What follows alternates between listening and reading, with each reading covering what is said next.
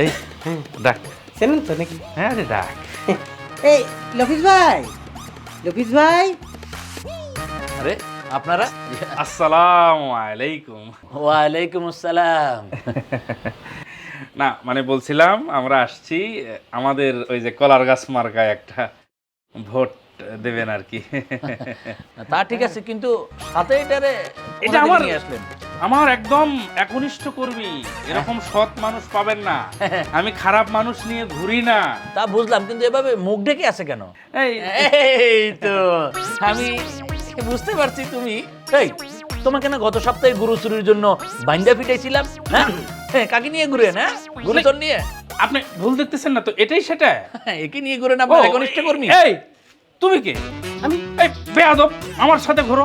হ্যাঁ এগুলো চোরটা কোত্থেকে আসলো? আমার সাথে যে আসলো সে কই? এই, তুমি যাও, তুমি কখন আসলা? যাও, এই, তুমি আসোনি, যাও সরো। পোল্ট্রি।